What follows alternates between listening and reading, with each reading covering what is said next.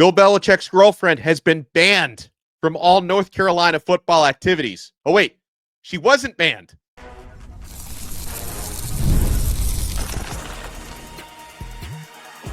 You are Locked On ACC, your daily podcast on the Atlantic Coast Conference. Part of the Locked On Podcast Network, your team every day.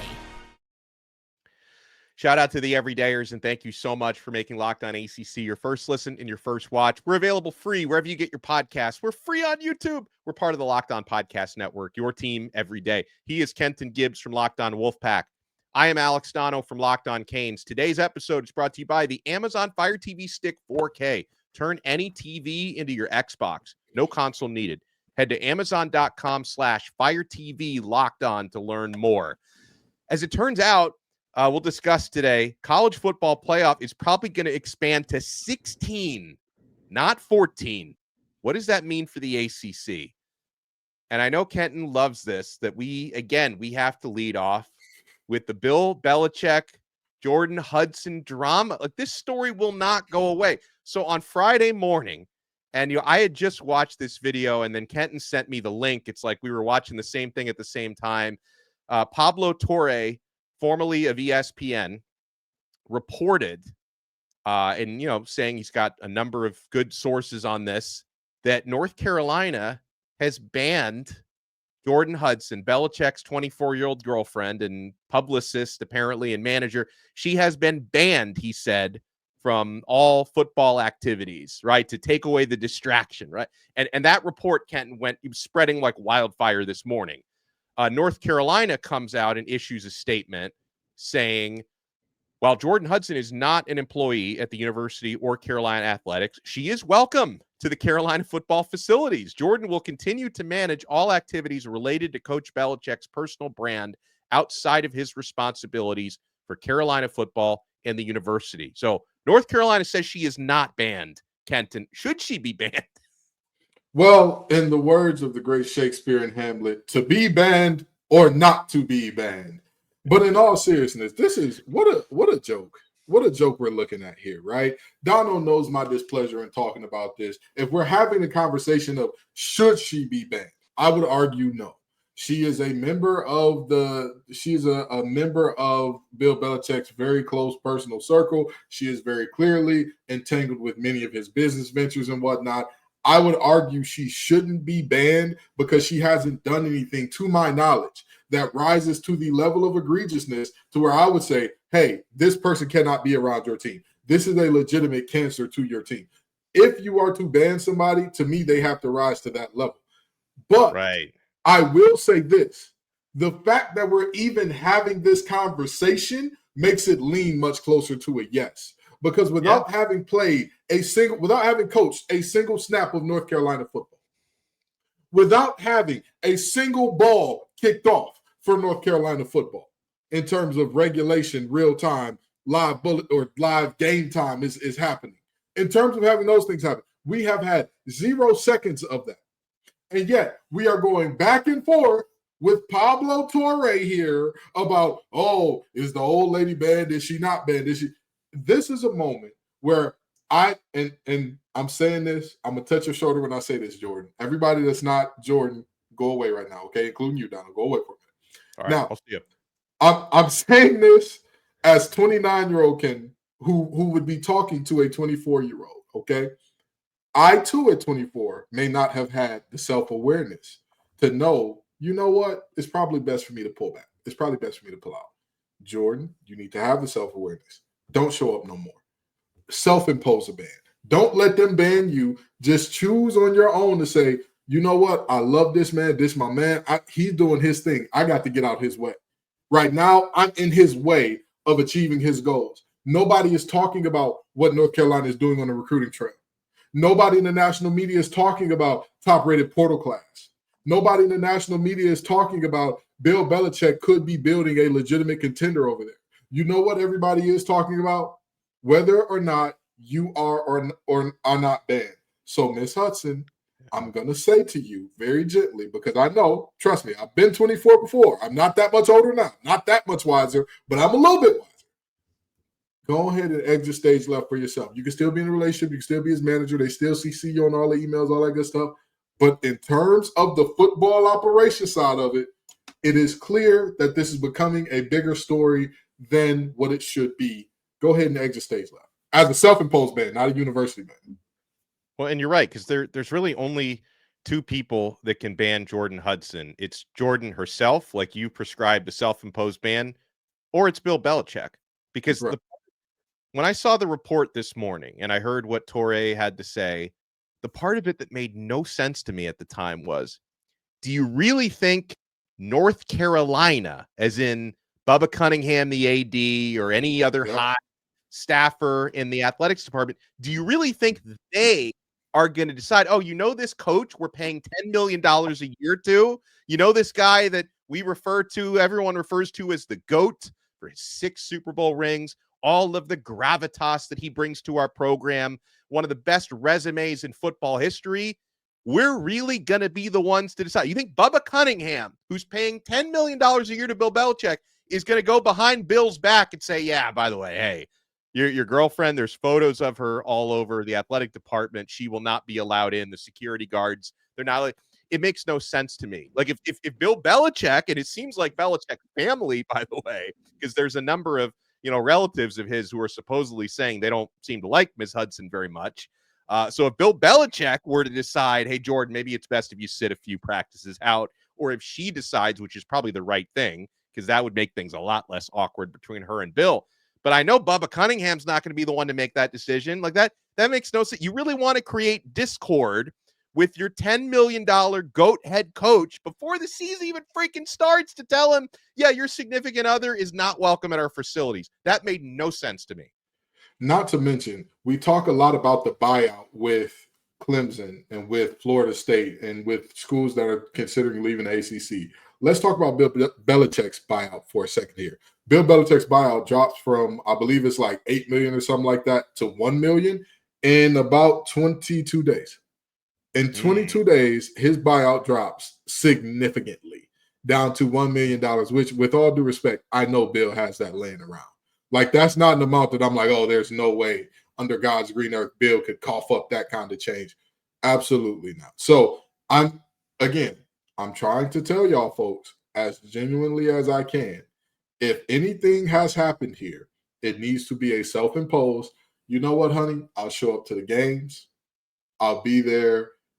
I'll be in the little Rams club or whatever their little deal is. I'll show up for that after the game and whatnot. I'll be there, first person to hug you when you leave the tunnel. But it is clear to me that my presence, my being here alone, is a massive distraction.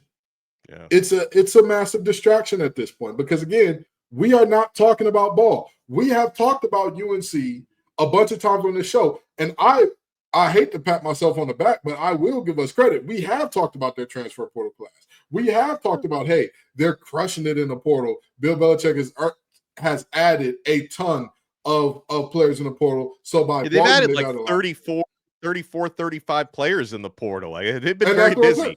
We've talked about that, right? Yeah. But even with us, when we lead the show with UNC, when we say this is why you need to come, what is it about? Jordan, why are you here? Hey, Jordan, is it okay for you to be? Hey, Jordan, why is he CCing you on all the why do they have to CC you on every email to get to him? And it's just a moment where you've got to have just a smidge of introspection. I know that frontal lobe, if you're an average human being, is 1 year away from being fully formed. I get it, but let's take a second. I'm talking to you not as somebody that hates the Dirty Foot Club, not as a Tar Heel hater, not as a Bill Belichick hater. I'm talking to you as somebody that legitimately wants what's best for y'all in this moment. You need to have that self-awareness to say, I'm going to pull back. Well, this has been a crazy day to follow this story because even after Pablo Torre's report was refuted by North Carolina, he's still standing in the paint. You want to keep it locked right here. We're only getting started on Locked On ACC. Oh, my friends, did you know that your Fire TV is also an Xbox? Turn any TV into your gaming and entertainment hub with Fire TV Stick 4K devices. No console required. Just grab your paired controller, subscribe, or sign in to Xbox Game Pass Ultimate with EA Play included, and you're ready to play. Dive into hundreds of premium titles from EA Sports College Football 25 to Call of Duty Black Ops 6 and Avowed as easily as you stream your favorite shows. It's gaming made simple, and it's all on your Fire TV. With Wi-Fi 6, 6E, and auto low latency mode advanced technology, Fire TV Stick 4K delivers smoother, more responsive gameplay with lightning fast speeds, so you will always stay competitive. And guys, in addition to all the Xbox, they still have this 4K streaming with more than 1.5 million movies and TV episodes from your favorite subscribed services like Netflix, Prime Video, Disney Plus, Max, and more. Head to Amazon.com/Fire TV Locked On and get started. Xbox Game Pass Ultimate subscription and compatible controller required. Available on select devices, including Fire TV Stick 4K, Fire TV Stick 4K Max, and Fire TV Cube.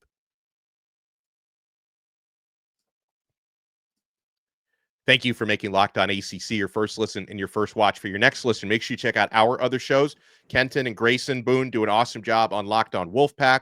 I host Locked On Canes. We're available free wherever you get your podcasts and available free on YouTube. So after the North Carolina statement came out, and it's like, I'm going to give Pablo Torre some benefit of the doubt here, because I don't know if North Carolina might have like pivoted and, sort of said, oh, maybe we were going to ban her, but now we can't because the cat's out of the bag. So Pablo Torre released a statement where he says, the University of North Carolina can choose to describe or change its position on Jordon Hudson's involvement however it wishes following the publication of our episode. We requested comment and filed dozens of Freedom of Information Act requests that were not satisfied. And we stand by the specific reporting in our episode, which came from the highest levels of the football program.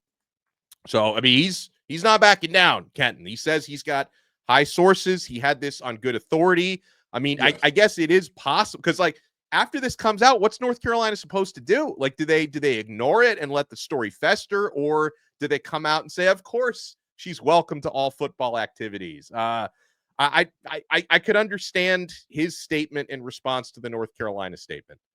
Here's the thing. Pablo Torre keeps putting himself in these compromising situations journalistically to where like you end up in these weird spaces where it's either an indictment of your journalistic integrity or it's not. Either you're right or you're wrong. This same situation came up. Donno, you and I talked about this before we got on the show about the was LeBron at Kobe's memorial or not.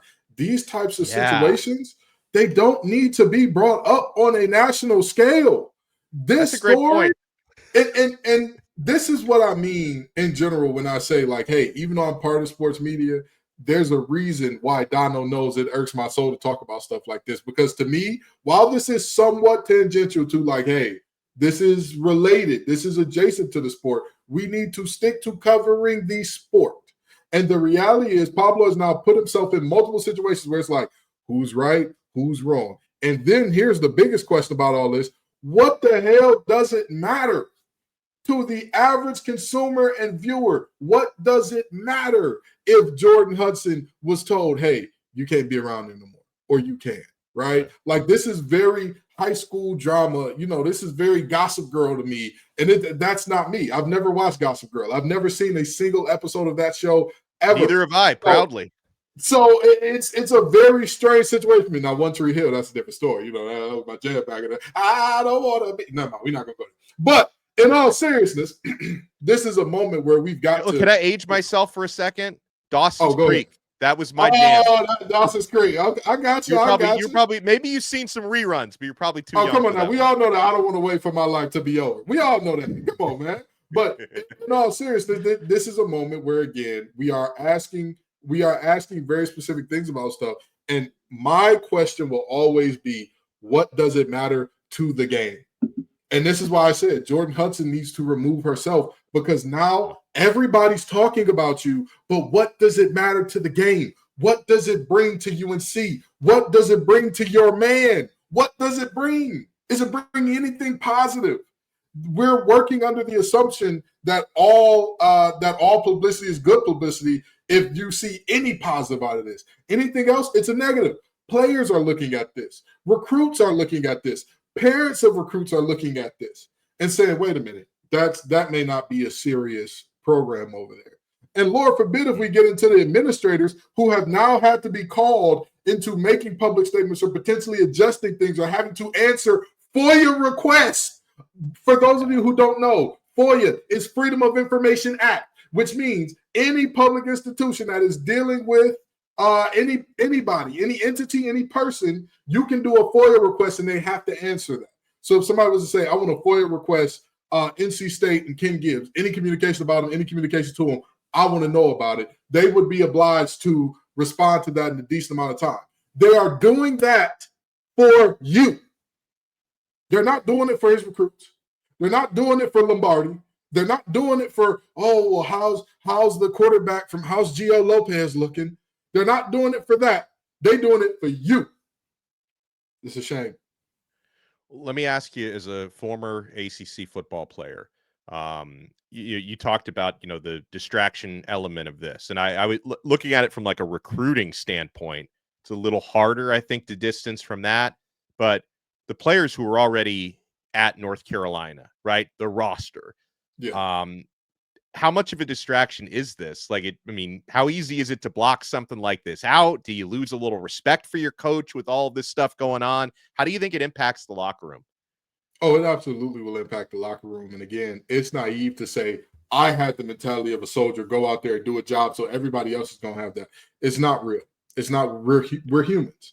There are going to be some people who are already looking at them like, I didn't know your girlfriend was a 30-year age.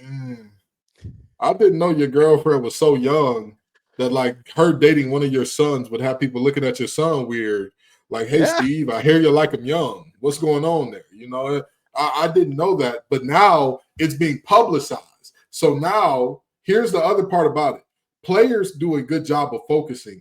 Players' camps do not. Every player's camp looks a little different. Some people, my camp, when I played, it was me, my head coach from high school, Thomas Wilcher. I love you, Coach Wilcher. I know you listen to this. My DC from high school, Jermaine Crowell. Love you too, Coach Crowell. I know you listening as well. And it was my mom. That was it. Though that was my, fortress of solitude whenever things were going on there. I know for a fact, in my camp alone, my mom would have called me, what's going on with the coach's girlfriend? What's going on with that? And I don't even want to answer it. I don't even want to talk about stuff like that. But now I got to. Lord forbid if somebody else's camp is even more invested in family and younger people and people who enjoy talking about this type of stuff. Now you're getting into the weeds of, well, what's up with this? What's going on with that? And you have to explain this to multiple people. And even if you try to say, man, I don't know nothing about it. I'm just a player. I don't know what he do in his bedroom. That's between them and them. Well, it's out of your bedroom now. It's out of your bedroom because now we're talking about, is she banned? Is she not? Is she allowed to be there? Is she not? I know the next question, my mom like to ask follow-up questions. I tell a story. I tell it like a man. If she asked me what happened, this thing happened. I don't know. Well, why? Well, how? Well, who was involved? Well, did she do something? And it's like, I don't want to talk about this. So there may be situations where some players do a good job of avoiding it, blocking out the noise and all that.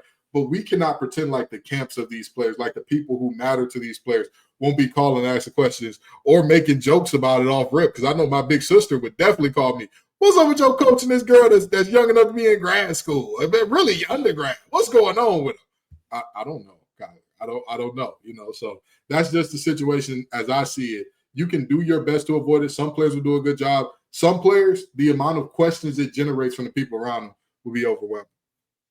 By the way, and I was just thinking, I can't wait to see, when Hard Knocks North Carolina comes out. But I think they scrapped that, right? Yeah, and that also that allegedly had to do with Jordon Hudson, why they scrapped it. So I mean, I can tell you, as somebody with boots on the ground close to that situation, I have heard multiple sources say the same thing, that she did have something to do with it. They are good sources. I'm not going to sit here and say I will put my life on that information. Yeah. I have heard the same thing from multiple people who are close to the program, and I'm gonna leave it at that. Oh, I don't get the reality show, which is a disappointment. The College Football Playoff Committee has been like a reality show. So we're now trending towards not 14, but 16. And the ACC is absolutely going to get hosed. You want to keep it locked right here. We're not done yet on Locked On ACC. you ever check your bank account and wonder, where did all my money go? We've all been there, right? Between dining out, online shopping, entertainment, it's easy to lose track. And that's where Monarch Money comes in. Your personal CFO, giving you full visibility and control over your finances. Monarch Money isn't just a budgeting app. It's a complete financial command center. You can track all of your accounts, investments, and spending in one place. So you stop just managing your money and you start building wealth.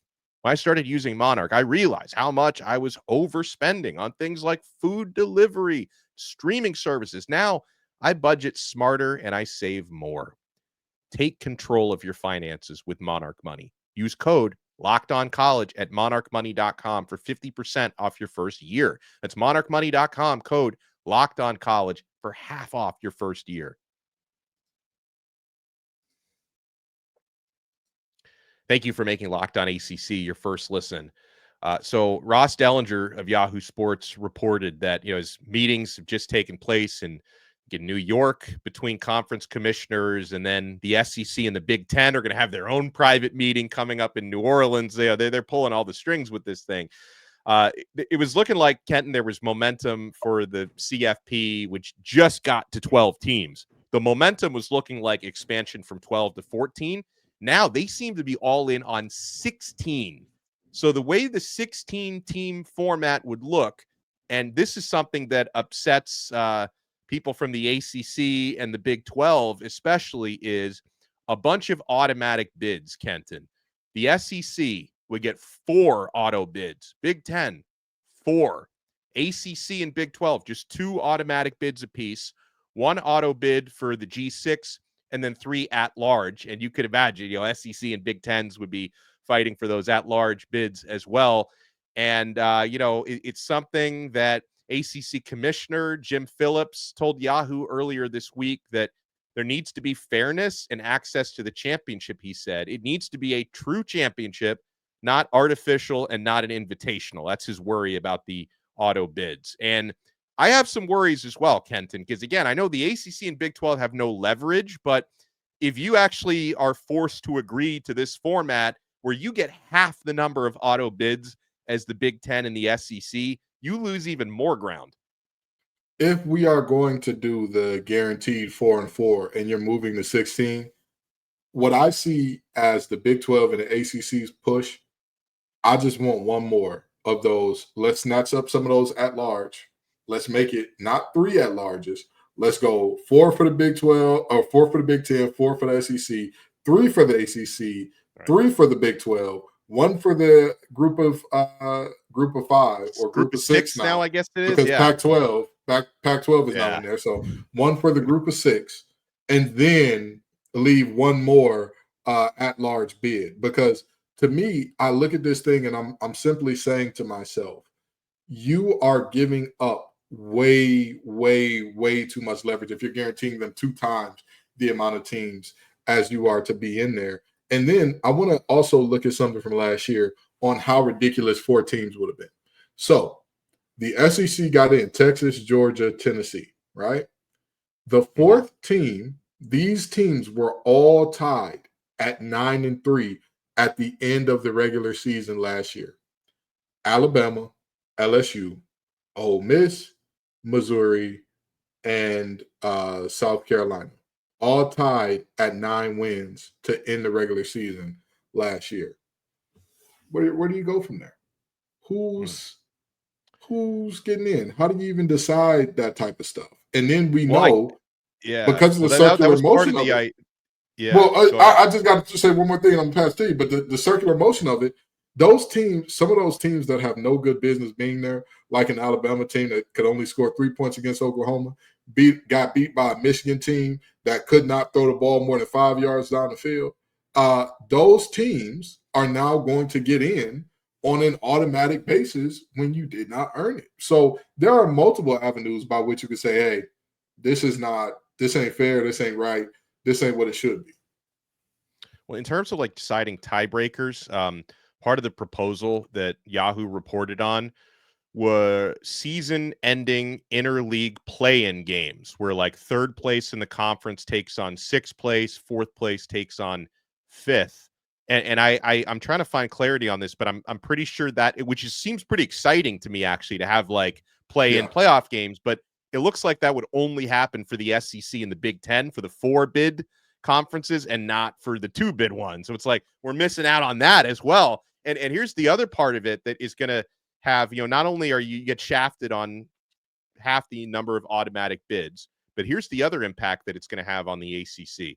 So if this gets ratified and they go up to the 16 teams and the 4 auto bids, what's going to happen is the SEC is going to up their conference schedule to 9 conference games because you now have less incentive to play out of conference games because you got the auto bids.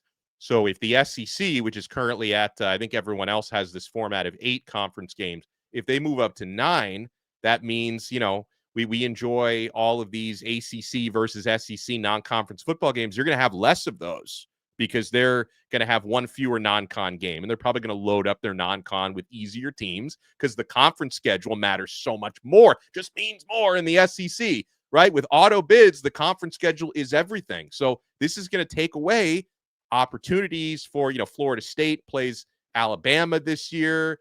Clemson has played SEC opponents in the recent past, NC State with Tennessee. Miami's been playing Florida home and home with them. Like, you're going to take away a lot of these opportunities when the SEC goes up to 9. Absolutely. Absolutely. I mean, at the end of the day, this thing should be about fairness. This thing should be about who earns it. And I'm a big proponent of the way that we do our ranking system to begin with is flawed in terms of this whole strength of schedule metric that's based on preseason belief. That's based on, this is what we thought this team would be. We have seen this all around the nation every year.